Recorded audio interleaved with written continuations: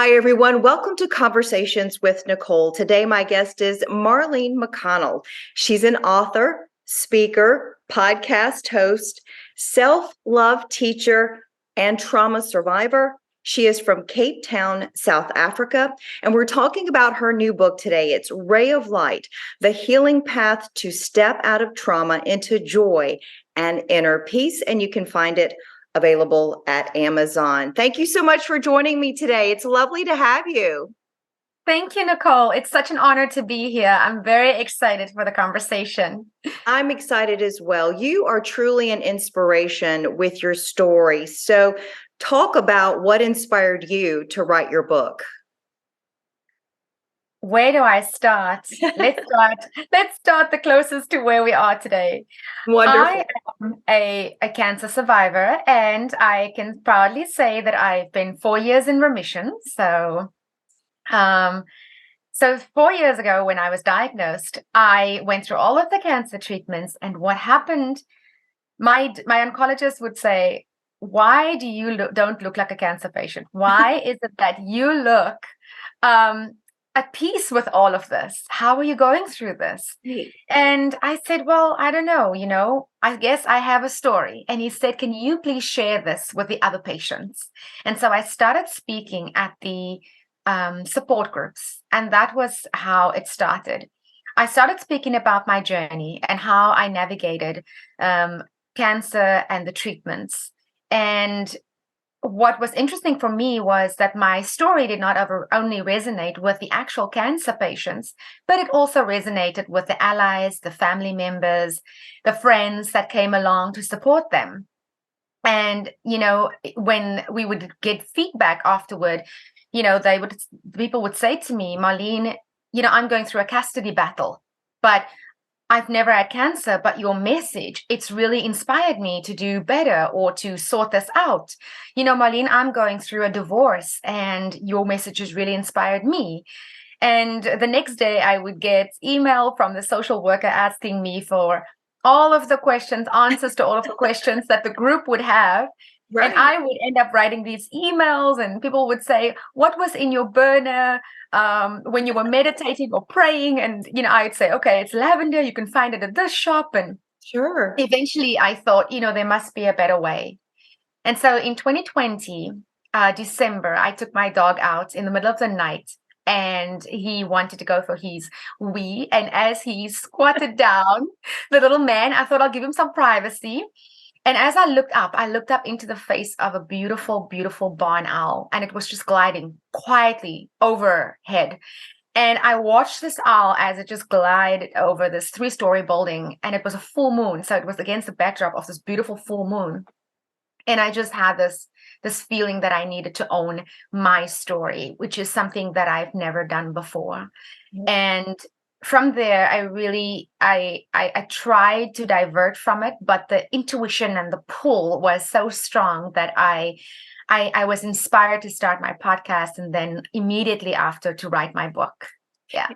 And your book is extremely relatable. I would agree that even though I haven't had cancer myself, just hearing your story of hope and survival is one that we all can relate to, because we all have something that we've gone through.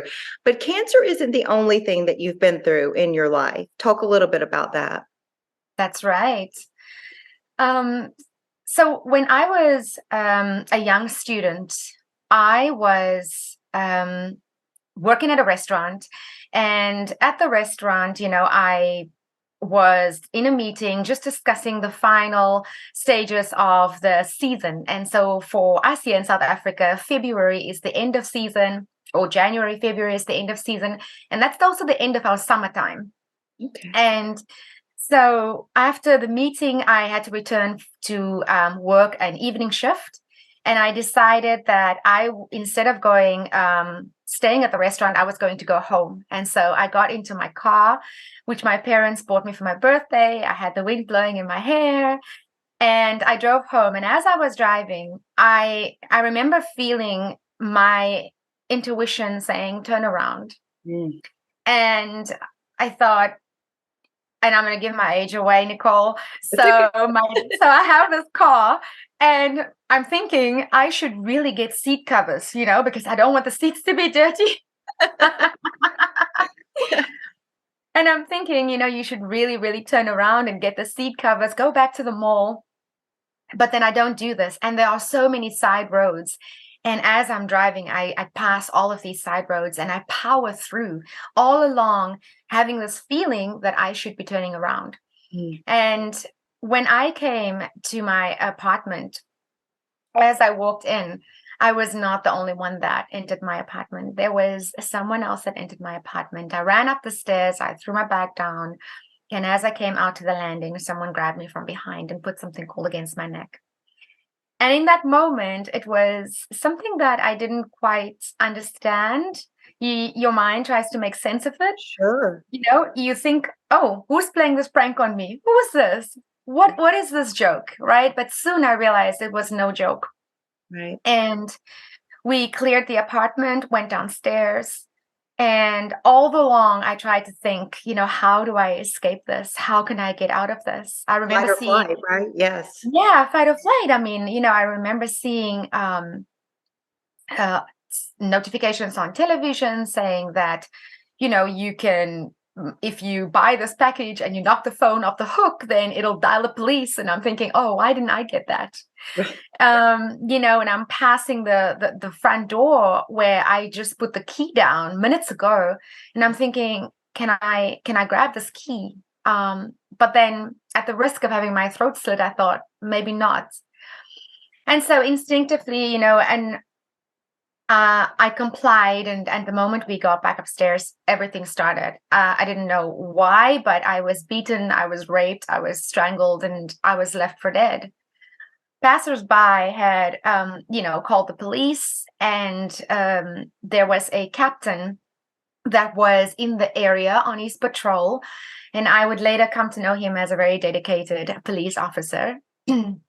And he took the call, and he immediately came rushing through, along with the paramedics, and who revived me. And I remember looking up at him. He had the most beautiful blue eyes, and behind those eyes were a lot of questions and just asking me everything. And that was my opportunity to really start speaking about what had happened. It was the first time when I had to think about it, relive it, and speak.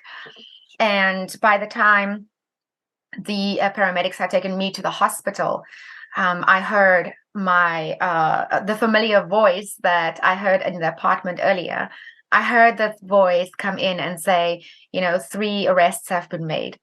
Wow. And they're here for processing. The same way I was being processed, my body was being processed by the district surgeon, at the hospital. So really, there was no rhyme or reason as to why this happened to you. It was a random act, right? A random crime? It was a random crime. The perpetrators planned a break-in. It just happened that I came home at that time and that this was a break-in. And so, I walked into this home invasion. And yeah, so I guess, my intuition did try to warn me, turn around, go get those seat covers, don't go there. And, I think, when you, in hindsight, and it took a long time to work through that, because you beat yourself up so many times thinking about how many opportunities you had to avoid that in your life. Okay. And the truth is that, in life, not many of us, will ever not have a difficult time in our life, or even leave unscathed. Right. And it was coming to terms with the fact that there was not much that I could have done. Right. It had happened. Right. And I made choices that day. I powered through, and I had to forgive myself for that. I had to say, Marlene, it's okay. But what can you take from this situation? Yes. Don't let them steal your joy, your life, what you have to give back, because you had so much to offer. And in that instance, those terrible people could have taken that away from you. Instead, you flipped it, I'm sure with hard work and perseverance, getting through that to say, you won't take this from me. And in the same time, I will help others learn from it. And that's what really your book is all about. Yes, yes. So my book, Ray of Light, essentially, the book talks about my story, and it's a compilation of not only mine, but also those of others, because I love to tell the stories of hope of people that I've met along the way in primary and secondary interviews. But it's also backed up with research that shows us that, there's reason and method behind the things that we do. Yeah. And in my book, I describe my experience, but at the same time, I also say that all of the things that we can experience, like post-traumatic growth, like me writing this book and having this podcast, that is growth beyond any traumatic experience. But it doesn't come, as a free handout. The years and the days that followed that attack on my life, having survived an attempted murder and a brutal rape, was difficult, and I had to really sit in my misery and work through so much. And in those initial years, it was easier just to succumb to negative emotions because we don't understand it, we don't understand what happens to our body. In those initial years, I had to teach myself how to feel safe in my home, how to feel safe in the center of a room, because I constantly feared so much that someone would grab me. Sure. And, I started with talk therapy as a means of, work. And I had a psychologist that helped me to understand not only what had happened at the time, but also what the impact was for me on a day-to-day basis. So it wasn't necessary for me in talk therapy to relive the experience on a constant basis, but it was, how did it affect my life at that time? And at that time, I couldn't sleep. I was terrified to stand in the middle of a room. Sure. I was having trouble at university. I couldn't study. I had issues with, my social interactions. I had trouble fitting back into a life that I felt no longer belonged to me because I disassociated so much with the world and with who I was. It was really understandable, though, because I think we would all feel that way if we went through what you went through. The hard work is figuring out how to get back to a place where you are good again, and that doesn't keep you from being your true self and having your purpose in life. Yes. And I think for me, the key there was forgiveness. That's hard to forgive, but you have to forgive yourself and you have to forgive others. Right. And the way that I did that, Nicole, was I had to start seeing people as, I had to start seeing the perpetrators and the villains in my life as people, as real people that also experienced a traumatic event, that also had this instigating event infiltrate their lives and the lives of their loved ones. Because as much as I was feeling my suffering, my loved ones were feeling their suffering, but it was the same the other way. There were so many lives ruined on that day. And once I did that, I was able to come to a place of forgiveness, not only for myself to say there was nothing that you could have done and forgive yourself for the things you didn't do, but also to say, I no longer want to be held captive to this event in my life.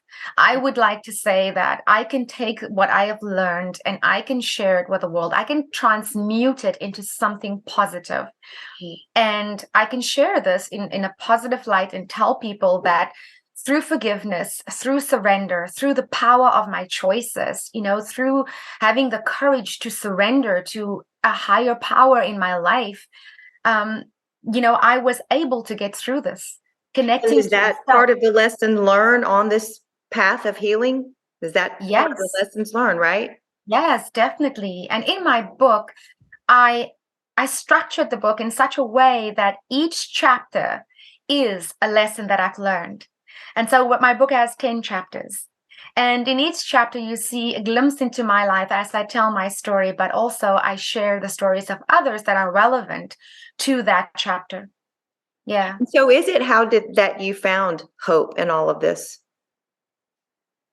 My hope that I found came much later in life when I had to choose my life, when I had to choose to live after my cancer diagnosis. And that meant that where I found myself in my life, I had attracted so many negative emotions. I wanted to transmute it into something positive. But that meant that I had to make difficult decisions. I had to leave toxic relationships. I had to end friendships. I had to learn how to set clear boundaries. And that was very difficult, especially if you're in a codependent relationship, which is what I was at the time. And so the way that I cultivated hope for myself was to start doing the small things because my self-worth was so low. I didn't think that, anything was possible beyond that life that I lived.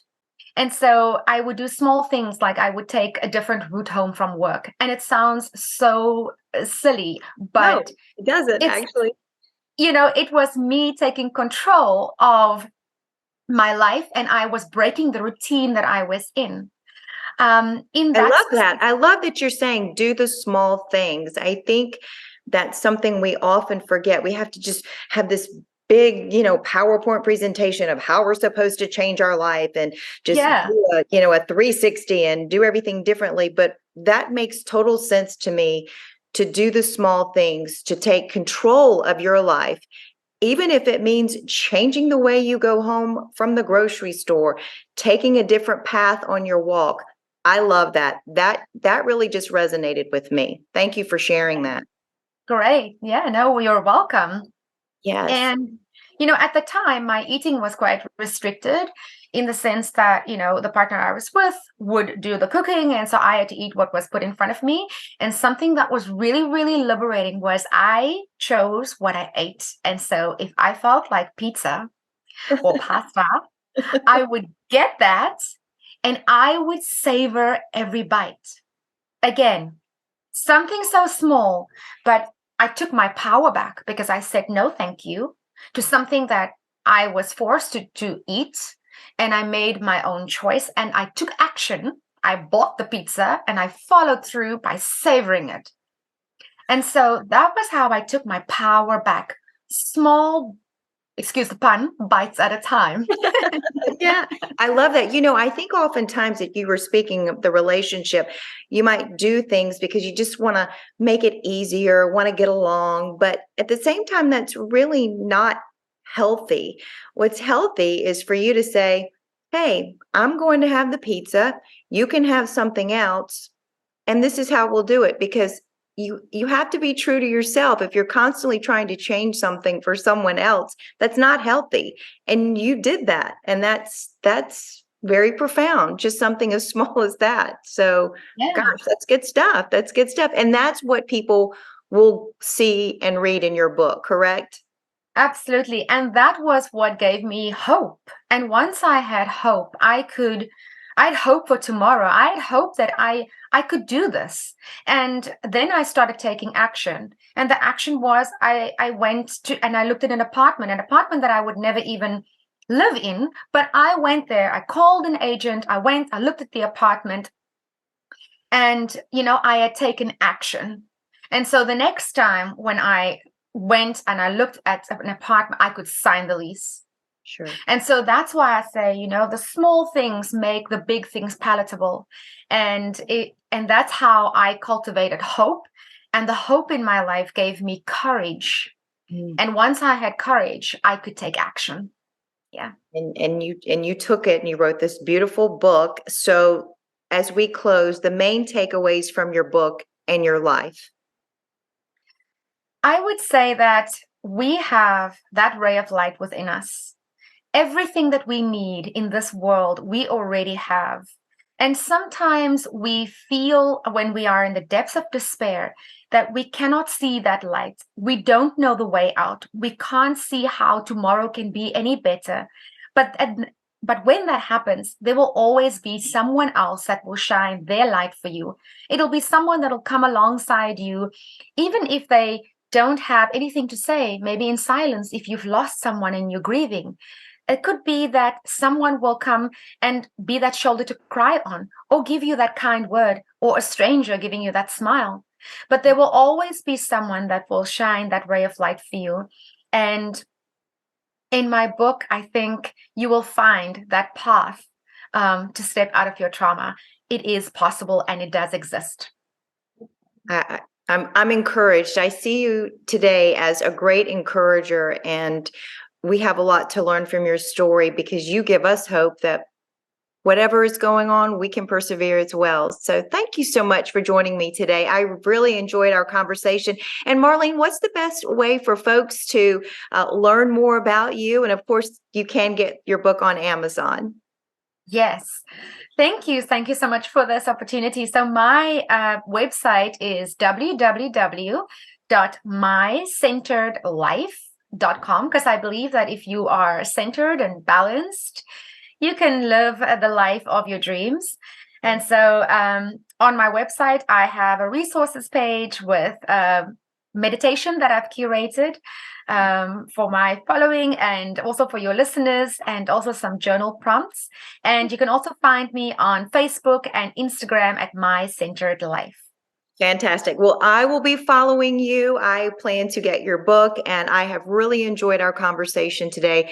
Thank you so much for being with me. Thank you so much for having me. It's been wonderful. It has.